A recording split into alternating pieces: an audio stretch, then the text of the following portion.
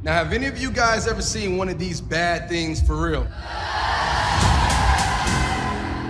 We burned almost every physical book in the country. So by the time you guys grow up, there won't be one book left. Burn it. Your vitals have been off recently. Did firemen used to put out fires? That's a classic lie. Have you used your drops today? I want to know why we burn. We are not born equal. We must be made equal by the fire. And then we can be happy. I got things inside my head that don't make sense. Dreams that I can't explain. Read before the men come back. Do you want to know what's inside these books? Insanity. They're lying to you. What aren't you telling me? You never do anything. You're just like Beatty. I'm not like Beatty. We have an important task for you. If anybody sees me, I'm dead. The danger is real and immediate. We need to get ahead of it. What if I tell these people what you do? Words are a terror, son, I know. Knowledge is a dangerous thing. Drop it!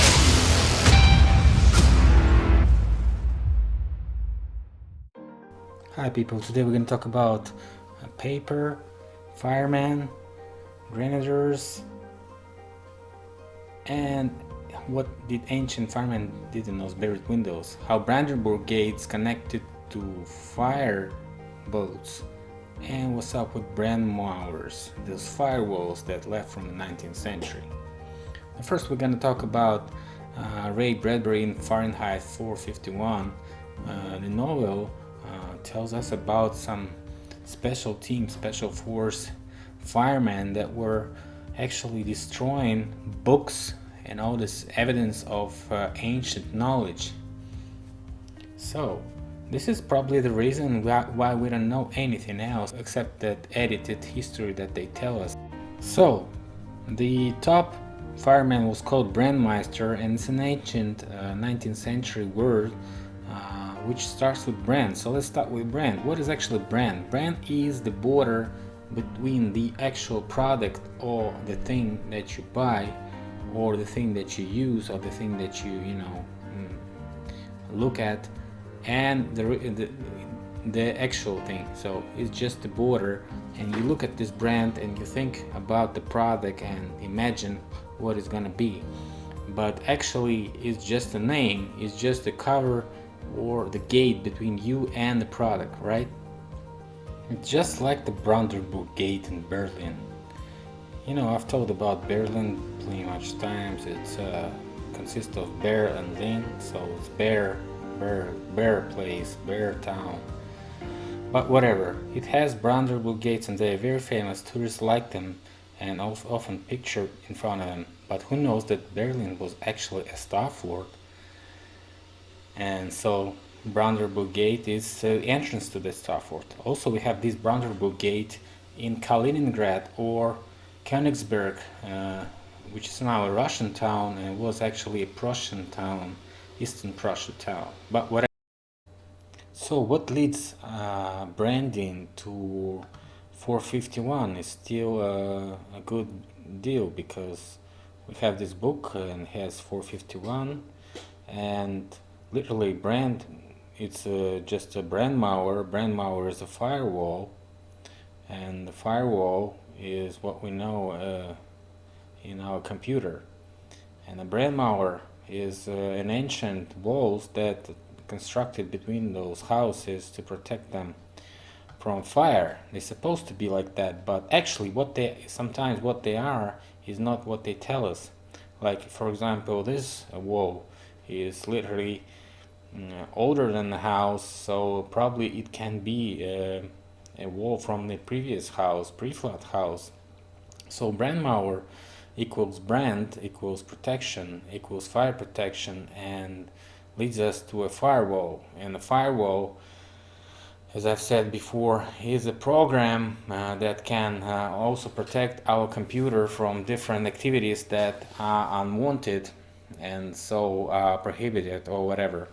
But who is the one who knows what's prohibited? Who is the one who knows what's unwanted? It's Brandmeisters were the heads of the fireman crew, and they're supposed to be like the bosses and stuff like this. And we have a Brandmeister also in the 451, and it's a it's a picture of the crew in 19th century, and it looks like it very much was very professional. But where they have these heads from, those emblems that they have on their heads. Look at this little bombs with the fire coming out of them. So it's like a bomb or grenade. So it leads us to another kind of troops which were called grenadier. These are their emblems, and you can see the same thing. So probably dismissed grenadiers became so-called fire crew, and they look pretty much like this. They threw grenades and they started fire, and maybe they were the same as what we see in 451, just literally the same, you know. Yeah, let's imagine like they really were dismissed, and this whole brigade of grenadiers or whatever started to, you know, work for those who were parasites. Or maybe something like a brand. Brand is also a door in the yacht, and it closes it from the water, so water won't be flowing inside. And brand also is a ship which was supposed to be attacking a bigger ship for just, you know, burning it and blowing it and stuff like this. So it's not just the Brandmeister thing, it's not just the fireman, it's not just the thing, it's just, you know, the meaning of this word. Brandmeister, brand wall, and Brandmauer, firewall, whatever. So those firemen were actually doing exactly the same as what Ray Bradbury says in his novel. They were erasing the evidence of the previous knowledge, previous civilizations, previous science, books and stuff like this. And also what we see here is they trying to do something down there in the first floor of this buried building. Look there. What are they doing? They're not doing any fire managing thing. They're not, you know, came here because of fire. They're doing something to erase something. And if we watch this movie, if we read this book, we can understand what are they doing there.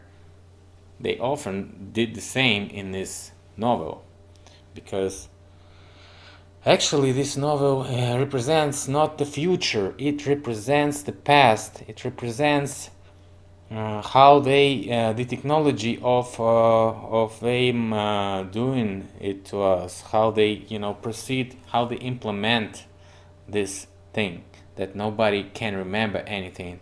How do they enforce people to burn the books? How do they enforce people to erase the knowledge and start new life from 0 point, you know? So if we look at those old buildings and see the Brandmauer or firewalls, it's also a message to us. It's also reminding us of the previous civilization. And the Brandmeisters were actually those who were erasing this thing. And now they call the fireman crew, and actually, you know, firemen were seen in many controversial activities like 911, and we're gonna talk about this maybe in the future videos, what 911 represents, because it's tightly connected to what I'm gonna be talking today. Even in Russia, we have 112 for this, 911 thing that you have in America. And so Fahrenheit 451 is supposed to be the temperature of burning the paper, but actually paper burns at not this temperature. It burns at 800 degrees of Fahrenheit. So if it's not Fahrenheit, it's gonna be Celsius. Yes, we look at the Celsius and we see that paper burns exactly at 450 Celsius degrees, So we have like 451, which is very close. So let's go and decrypt Celsius. So now we know it's not Fahrenheit 451, it's Celsius. So if Celsius, let's translate it from Russian to English, and we see Celsius. Okay, if we try to decode it and say like first cell, it's gonna be purpose, and C is gonna be science. Science is science. Let's write it. Sion. Zion. So if we write Zion in Russian, we write Zion. And Zion is, of course, what? It's Zionists. It's just all the same thing. So Celsius means purpose, Zion. Okay?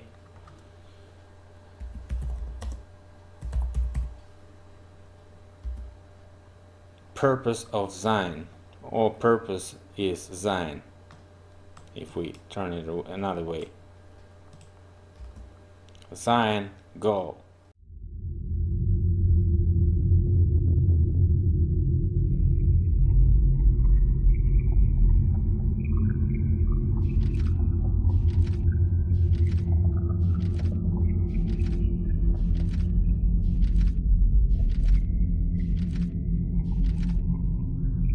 Hi people, let's try to see if I can explain it all today with the crows, because it's a big topic, of course. So let's start with some what I'm saying, spelling, right? So we got crow,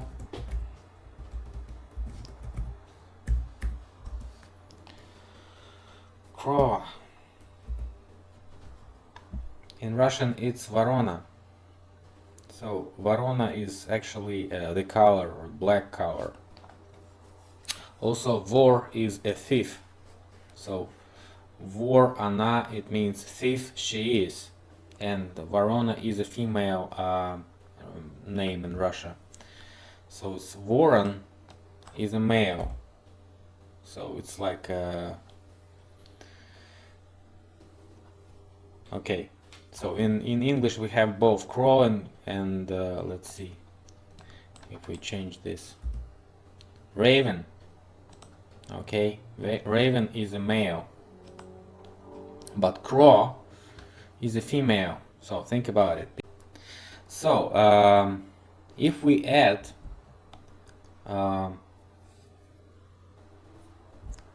N, we have corona. In some languages, corona is Corona. Crown.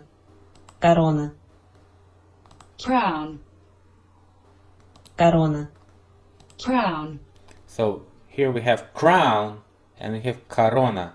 So it's like not corona like it's literally spelled. It's corona. Corona. You hear this? Corona, not corona. Although we have an O, we pronounce it like corona. And here we have Crown. also O, and we pronounce it like crown. Corona, crown, okay? Crown. Corona.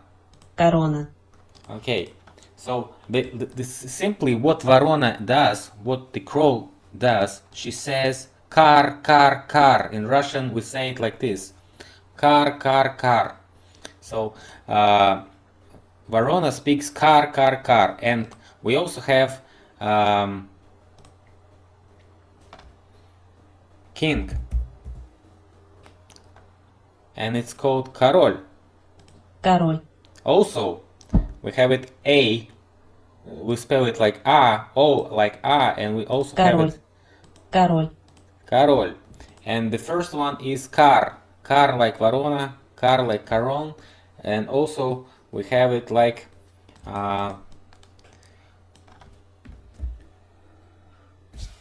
this. When we go back to Russian and we go just to Kar, in English is Kar. And but this is what Varona says. This is what the crow says. And if we go to Kara, it immediately goes to this definition: punishment, scourge, penance, visitations, judgment. So why is this? Oh, I'm talking about this because the crow is what comes to you when you're dead, and it eats you and brings you some type of punishment. Not the punishment, but whatever. It calls kara. And if we go to karma, what is the karma? Karma is actually what we're talking about. It's what you get for what you did in your life, right? So it's all the same. Karol, karma, corona, it's all the same language, you know what I'm saying? And it's all came from one root, and one root is that it gives you the definition. So the crown or the king has origins from the crow. So this is also not the bird thing, but the crow is the bird, you know. And we have so many birds in our emblems. We have falcons, we have eagles, we have peacocks, and we have all them. And we still can find a connection to Varona and to crow, because we have another thing here. If we go back to Celsius, okay, we go back to Celsius. It's like Russian Celsius, right? And we had it like we were heading to the definition that it's a goal of Zion, right? And Sion. Okay, let's go back to English. Zion. It's Sion. Look at this. So I spell it exactly like it is.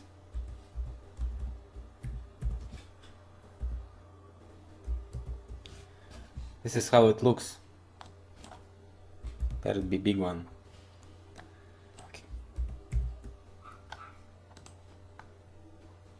So what is this? Let's Google it.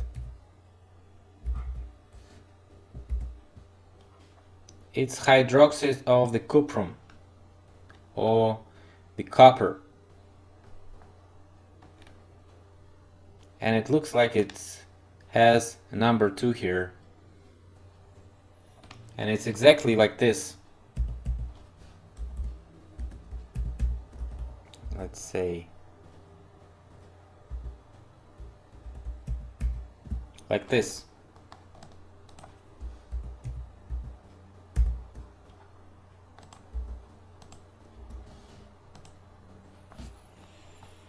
So this is the blue blood recipe, because we have Firemen blood and it's all red, and the blue bloods are those who is special type of organism, they say, it's a special type of humans that can, if some cataclysm occurs, they survive, and you know they proceed with new civilizations and stuff like this. So it's about 5,000 people in the world with the blue blood right now, officially recognized by science. So blue bloods in Russian are those who belong to royal line. So this is where the crow comes, and also this is the correct way to write the formula of this. And you know what's this, right? It's like 2 columns. like this. So this is the entrance to any, lodge, or even the Solomon temple, right? It all has two columns. It's like 911, for example, also two columns here. So it's like everywhere. Two columns is definitely a sign of something that goes to secret societies and stuff like this. Also Zionist secret societies and more, because two columns is exactly where you find it on the mountain of Zion and in the temple of Solomon, okay, which was destroyed by Nabucodonosor. So I think we're done for today with the crows and kings. I'll be continuing with this topic even after that. So stick around and see you later. Bye.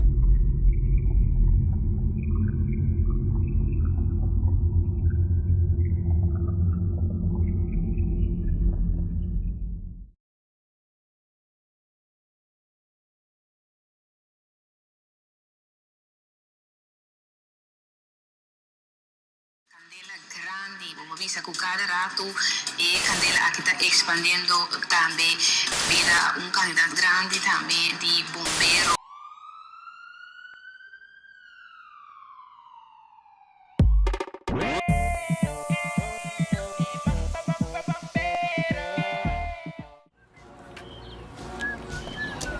Mira eso, chico. Mira eso. Oye, Sere, llama a los bomberos. Fuego, fuego, los bomberos. That's my fuego. man. That's my man, Fuego, man. Music for the future. La música del futuro. Yeah, man. That's the man, man. Yeah, he gets all the chicks. Yeah, man. He gets all the chicos. What's up with that? What's up with that? I'll tell you what. In the next life, I'm gonna be like Fuego. I'm gonna be bombero, man.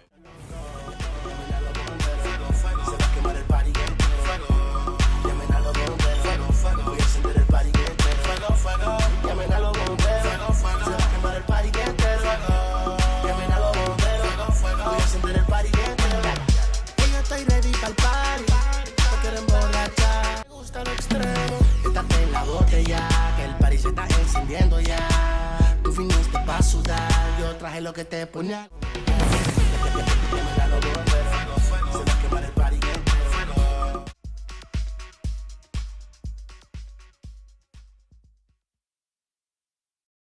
Your own good, please cooperate. Your body on fire. Crebo edi playa. Quien tú le kibuteni chango jembe desire. Salimos a la calle, la noche nos espera. Las llamas crecen rojas, queman mi... Llego yo el primero como un buen bombero. Me quemo la cara por ti. Ahora estoy en urgencias, escogido y chamuscado. Que ya no duermo y desvarío, que las nalgas me he pelado. Y tú pasas... Hi guys, so we continue with this Crow Crown Ray Bradbury thing. So we were covering all this Ray Bradbury stuff and stuff like this, and firewalls, brand malwares. Just if you haven't watched it, watch the first two parts and you understand what I'm talking about. So brand malwares, the walls, firewalls that's supposed to protect the houses, and so we supposed to do the etymology thing, and so we ended up that the Brandmeisters were firemen, and the history of Brandmeisters and having them those bombs on their helmets. So people wrote me about the Bomberos. Bomberos are just the same as firemen, but in Spanish and probably some other languages. And so I decided to make this short video about what I'm thinking about firemen and what they really were, according to the some information that I'm just gonna give you in a little while. So Bomberos had those bombs, and they throw the bombs through the bombs and blew up all those constructions that were left after the mud flood, the unwanted constructions, the constructions that nobody wants to explain where they came from. So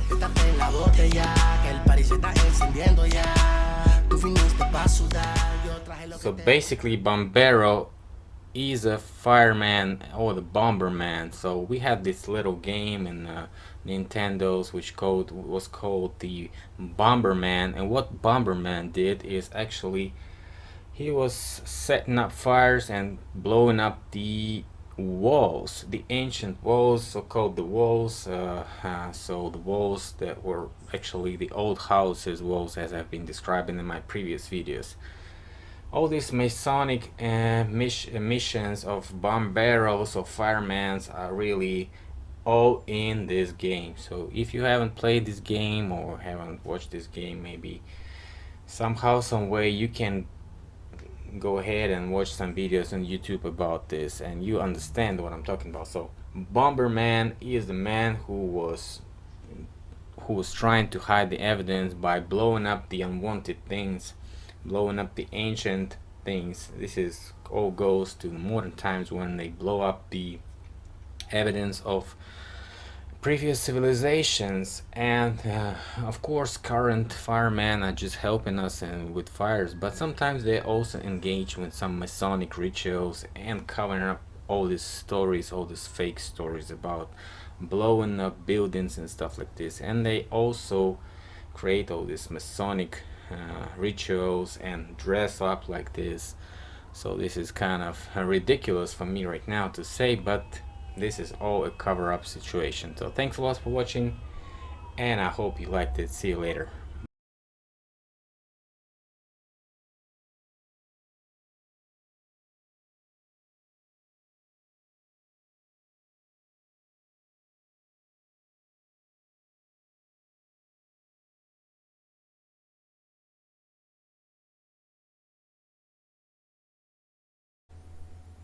Hey guys,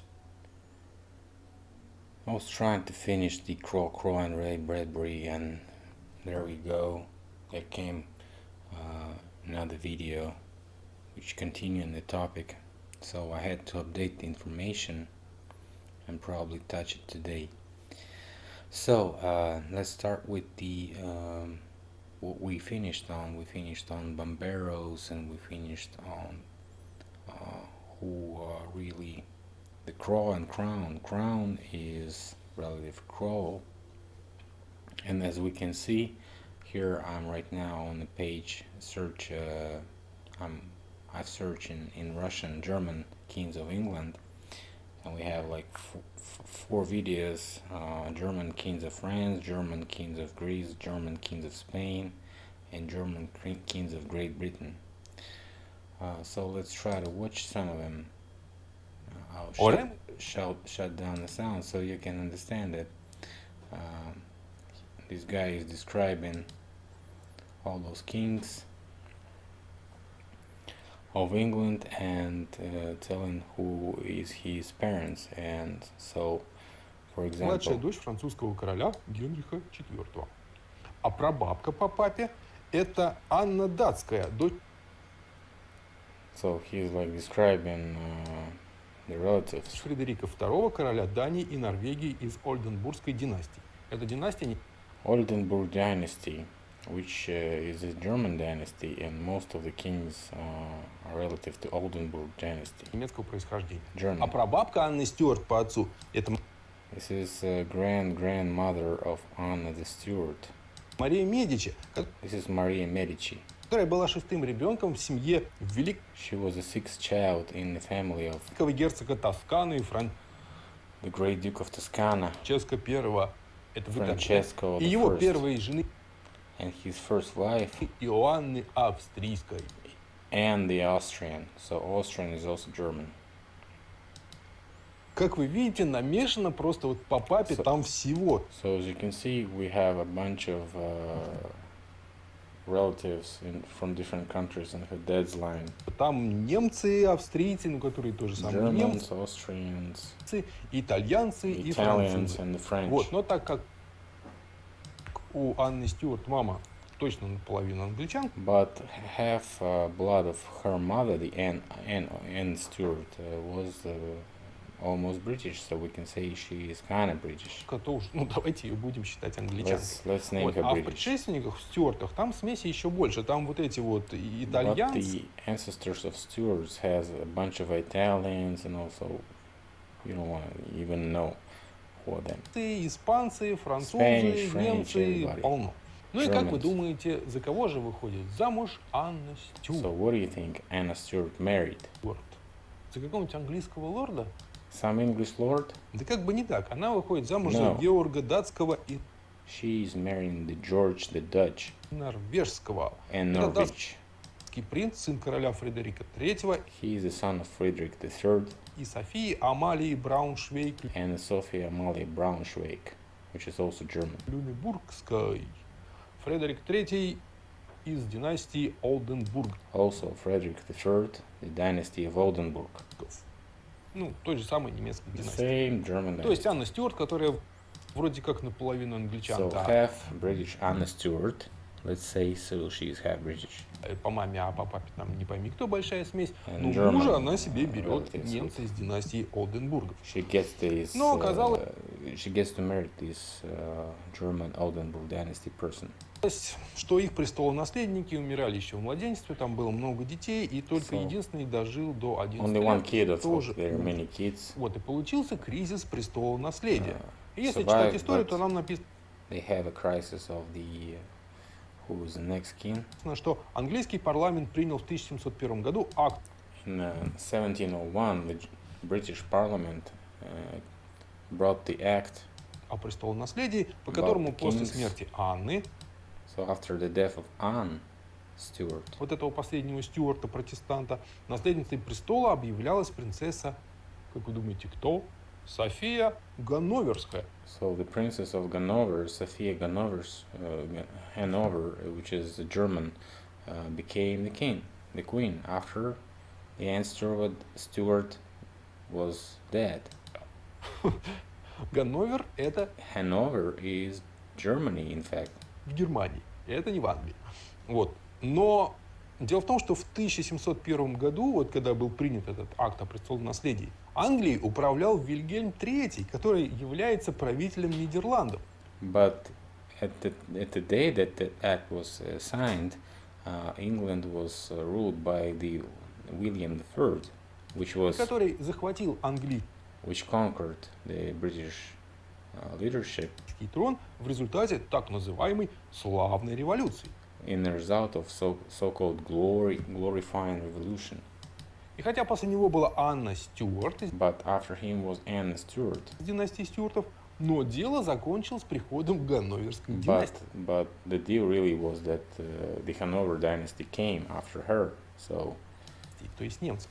So Теперь the далее Germans переходим к actually рассмотрению Ганноверской got it. династии. И как бы в Англии она началась с Софии Ганноверской. So Она we не have король. this Sophia Hanoverskaya from the Germany. She became the queen. Лева, но родоначальница Ганноверской династии на троне Великобритании. Ее отец Фридрих V Курфюрст Пфальца. Her father was Frederick V, Kurfürst from Germany. Что такое Курфюрст? Kurfürst is Это значит князь-выборщик. it's Это like the duke that can vote, lord. имперский князь It's an imperial duke of the Holy Roman Empire. Священной Римской империи. Не путайте с античной Римской империей. Don't mess with the antique Roman Empire, which was way before that. That's what he thinks. In fact, I don't think so, guys. Это священная Римская It's like a Holy Roman Empire. It is German origin and all this stuff. империя германской нации, которая была в Европе. Так вот, за Курфюрстом было закреплено право избрания So Kurfürst could have a vote, императора. То есть vote for an emperor. император в священной Римской империи это не наследная должность, The это emperor was voted, assigned role. выборная должность. И у курфюрстов было много разных прав. Они могли указывать So the императору. Kurfürst were really a big deal at that time, so they could, tell the emperor what to do. на нужды государства, участвовать в назначении рейхстагов, а в отчуждении земель. So whatever, we watched like a couple of minutes and he's explaining how the Germans got in power and who was the Holy Roman Empire. And then he was describing the rest of the queens and kings. You can watch his movie, his documentary in Russian. He has like some subtitles that could be probably watched in English. Oh, anyways, he's finishing with these guys. Let's, jump here. Опять немка. А ее сестра Мария София Фредерика Дагмар – это мать Николая. So this is the mother of Nikolai II, the sister of the previous woman, also the German princess. Второго. Таким образом, монарх Великобритании Георг V. So the monarch of, let's rewind a little bit. George V. Немец из Саксон-Кобурготской династии, да? И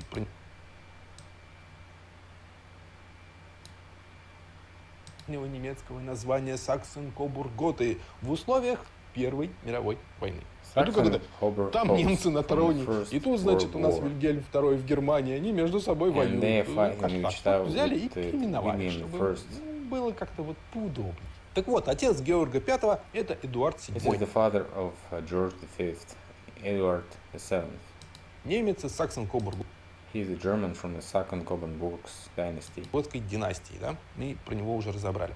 А вот мать – это Александра Каролина Мария Шарлотта Луиза Юлия Датская. Александра Мария Каролина Луиза Dutch. Которая по крови опять немка. She is also a full German princess. А ее сестра Мария София Фредерика Дагмар – это София Фредерика Дагмар, which is the mother of Nicholas II, so-called cousin of the George V. You know the George V? Мать Николая II. Таким образом, монарх Великобритании Георг V и российский император Николай II the Britain, the George V and Russian Emperor Nikolai II имеют общих деда. Это Кристиан. A grandfather, common grandfather. IX король Дании. И общую бабку. Это and a common grandmother. Луиза Гессен-Кассельская. То есть это вообще-то двоюродные братья. In fact, they are just cousins. На тронах Великобритании и России. German monarch of Britain and a German monarch of Russia. Кстати, да, уважаемые зрители, наверняка вы находили какие-то ролики в интернете или статьи, что... So, whatever. He's like trying to... британских доминионов император Индии – это Эдуард VIII. Edward VIII. Его отец Георг V, как мы... His father is German, George V. Выяснили, немец, а мать Виктория Мария Августа Луиза. And his mother Victoria Maria Augusta. Луиза Ольга Паулина. Ольга Баумина. Клаудина Агнеса Такская. The Agnes Takskaya. Ее отец, то есть дед. Her father, the grandfather of Edward VIII. Эдуарда VIII по маме, это Франц Пауль Людвиг Александр Герцог Текский. So you heard his name. He is completely German. Franz Paul. Из дома Вюртембергов немецкой династии. Ее мать, то есть бабуля Эдуарда VIII, это Мария Аделаида Кембриджская. Her mother is Maria Adelaide from the Cambridge, but... Кембриджская. Но ее отец это But her father is... принц Адольф Фредерик. Prince Adolf Frederick from Germany. А мать немецкая принцесса Mother, German princess Августа Гессен-Кассельская. То есть мать Эдуарда VIII это внучка немца. So the mother of Edward VIII is the grandchild of German. Георга III. В маме намешано. The German king, the George III. Да, там и английская кровь, и немецкая, но больше немецкая, немецкая, like как по папе. A couple of British in her bloodline, but not much. Most of them are Germans. Он еще и немец, то получается, что Эдуард VIII. So it looks like Edward the VIII is mostly like 80% German. Тоже немец. Следующий. Король Великобритании, Ирландии и глава Содружества The next one. Наций это Георг VI. The George VI. Он брат Эдуарда His VIII. brother of Edward VIII. Предыдущего монарха. То есть тоже получается So, немец. he is И also следующая German. за Георгом VI это Елизавета II. So here's Elizabeth II, which are we gonna be talking a little bit later. Королева Великобритании, Ирландии, глава Содружества наций и по сей The день. Commonwealth leader. Ее отец Георг VI, как мы The выяснили, father is George VI, as we could have figured, he is German. немец, а мать Елизавета Боунслайон, The mother is Elizabeth дочь the Bomberos, британских аристократов. the daughter of British aristocracy. Где вышли британские аристократы. That's where the British came, finally. То есть мама англичанка. Получается, что ныне правящая Великобритании Елизавета right now, II, а she не is только like half Великобритания, German, еще там half Содружество British. наций, да, это и Австралия, и Канада, и еще там доминионов. So this is what is like his decisions.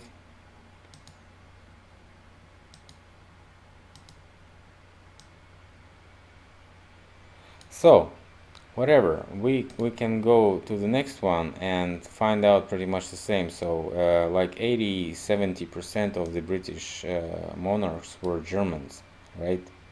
And we finally came to Elizabeth. So her mother was also Elizabeth, and she is Elizabeth. So what is the name Elizabeth? Oh, God is my oath in Hebrew. So it's a Hebrew name, in fact. We know what's God, right? So let's like try to translate the oath. Oath. In Russian, it's something like a swear or sacrament or vow, or even it's a profanity or swear. So it's like two nouns. A solemn promise, often invoking a divine witness regarding one's future action or behavior. They took an oath of allegiance to the king. So oath of gods would be like allegiance to the god, right? Or the second one, a profane or offensive expression used to express anger or other strong emotions. His oaths and anger had obviously offended Tory, so it could offend. So it's like the swear of God. Okay, so let's go to Elizabeth in Russian. In Russian, it's Elizaveta. So it's like also Eli, which is Allah or God, and Zavet. Zavet is covenant in English, or testament. So it's like God's covenant.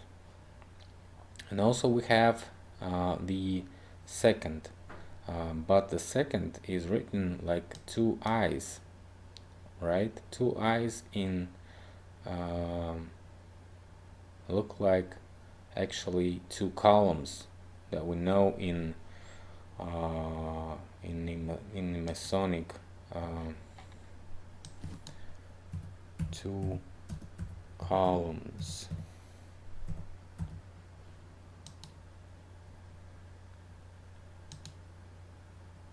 Yeah, this Masonic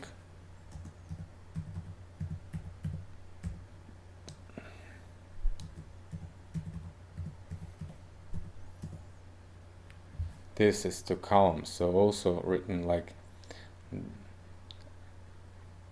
the second, right? So Elizabeth II, so God's covenant or God's swear, two columns, which also can be read like George Bush said, the 11, or we can see the two towers and all this stuff. So this kind of shows us that she is not just a simple queen, right? So she is like a sacral figure, and perhaps is informed in many ways.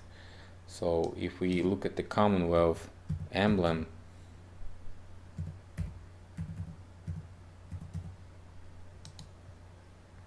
we see that the circle is almost done, and we have a country, like only some some rays are missing, right? And we're gonna have a son of God. And this is also the reason that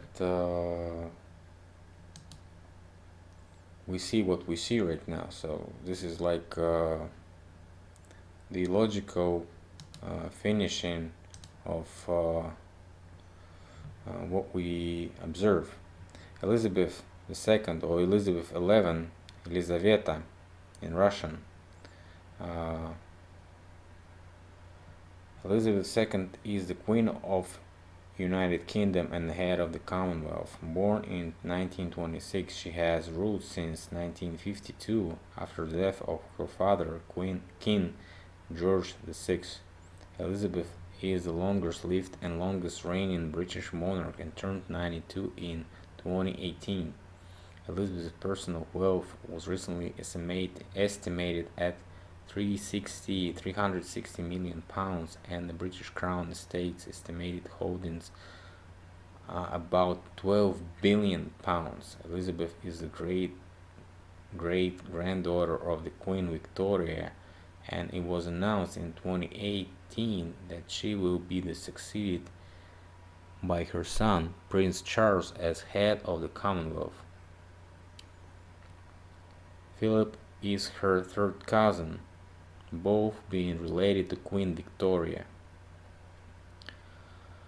After decades of strained international relations, Queen Elizabeth visited Russia in 1994, some 70 years after the assassination of her cousin, Tsar Nicholas II. So she's also the cousin, whatever. After Nicholas II was overthrown in 1917, Britain denied Nicholas political asylum. Nicholas was later assassinated in 1918. As a side note, Elizabeth's grandfather, King George V, and Russia's Nicholas II look like identical twins, and according to mainstream history were alleged first cousins.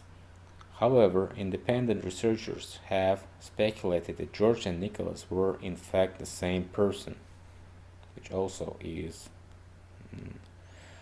a great theory. Elizaveta of Russia she was also Elizaveta Petrovna Romanova, and was the daughter of Peter the Great and Empress Catherine, and she seized from the throne in 1741 and ruled for 20 years. She was the last full-blooded Romanov to rule Russia. She selected Peter III as her, and Peter III married Catherine the Great, also the German princess, and after that the Germans came to power in Russia. Okay, let's see. We have an anagram in phonetic in 11, or the meaning of these two columns, right? So 11 is a number of Christ's disciples who never betrayed him, and one is we have one who is betrayed him, which was Judah, right? And also we have 11 as a symbol of two towers. So it's all related to the God and this Masonic symbolism, sacral symbolism, in fact. So let's try to. Even George Bush called her once 11th. This is how we decode the name Elizabeth II. Elizabeth breaks down into two words, which are Eli and Zabeth. The Roman numeral 2 is the number 1 written twice, giving us 11, which is 11. The word Eli phonetically sounds like Allah, which is God. Zabeth is the word Zavet in Russian. Elizabeth is a phonetic anagram. So Zavet is covenant. The words of it is also sound like English word Sabbath. Sabbath or Sabbath is a noun. It's the plural noun. Sabbath is the noun which is Sabbath. Plural noun which is Sabbath. So also could be related to sacral meaning, right? So like witch and the Sabbath. A day of religious observance and abstinence from work, kept by Jews from Friday evening to Saturday evening, and by most Christians on Sunday. Second, supposed annual midnight meeting of witches with the devil. 11 is left, so we have to decode the 11. Double columns of masonry, twin towers, or 11 disciples. Yes, twin. The disciples of Christ, of course, are also 11. If we do the word as a phonetic anagram, it makes the word evil, because the sounds, phonetics of the word 11 are in the word evil. Eve, El, evil. Eli, even. Eli, even. Ella, even with God. Equal to God. Even is equal. And we know also odds and evens. Even is devil, and odds is the gods. Keeping in mind the decoding in the previous phonetic anagram from Elizabeth will numerically decode the name using the letter S from the word Sabbath to replace the letter Z, giving us Elizabeth. Both the letters S and Z are commonly and correctly used as accepted traditional spellings of her name, and both letters hold the same phonetic sound of a name. We will use the most common method, basic Pythagorean numerology, for placing a numerical value on each letter. A, 1. B, 2, C, 3, etc. By assigning numerical value to each letter of your name, we have the following: E equals 5, L equals 12, I equals 9, S equals 19, A equals 1, B equals 2, E equals 5, and T equals 20. And finally, H equals 8, with the sum of the numbers being 81. When we add the two numbers of the sum as follows: 8 plus 1 equals 9. Therefore, in numerical value, the name Elizabeth II, or Elizabeth 9 and 11, decodes into 911.